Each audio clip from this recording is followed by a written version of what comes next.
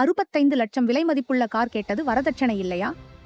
தற்கொலையால் பரபரப்பை ஏற்படுத்திய ரிதன்யா சம்பவம் தினமும் புதிய திருப்பங்களை வெளிப்படுத்திக் கொண்டே இருக்கிறது. 11 வயது சிறுவனிடம் கண்ணீர், தான் படும் துயரங்களைச் சொல்லி அழுதாராம். பெரியவர்களிடம் சொன்னால் மனம் உடைந்து போய்விடும் என்பதால் எதையும் புரியாத அந்த சிறுவனிடம்தான் மனக்குமுறலை கொட்டியிருக்கிறார். வரதட்சணை இல்லைனா 65 லட்சம் கார் எதுக்கு? கவின் தரப்பில் நாங்க வரதட்சணை கேட்கல என்று வாதாடினாலும் 500 சவரன் நகை பிளஸ் 65 லட்சம் விலை மதிப்புள்ள கார் தேவை என கேட்டது யார்? குறிப்பிட்ட கலர் மாடல் காரை சொன்னது யார்? இது வரதட்சணை இல்லையா என்று சமூக ஆர்வலர்கள் கேள்வி எழுப்புகின்றனர். வாய்ஸ் நோட் சாட்சியம் ரிதன்யா தன் இறுதி நேரத்திலும் வெறும் காகிதத்தில் எழுதாமல் நடந்ததை முழுமையாக வாய்ஸ் நோட் மூலம் பதிவு செய்துவிட்டுத்தான் உயிரை மாய்த்துக் கொண்டார்.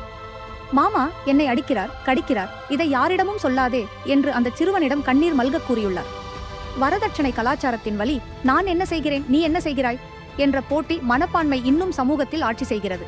அதனால் எத்தனையோ பெண்கள் தங்கள் வாழ்க்கையை சரியாக துவக்கவே முடியாமல் துயரம் அனுபவிக்கிறார்கள்.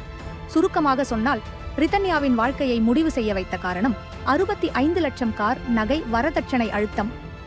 துயரம் தாங்க முடியாமல் 11 வயது பையனிடமே கண்ணீர் மல்க கூறி கடைசியில் வாய்ஸ் நோட் மூலம் சாட்சி விட்டு சென்றார்.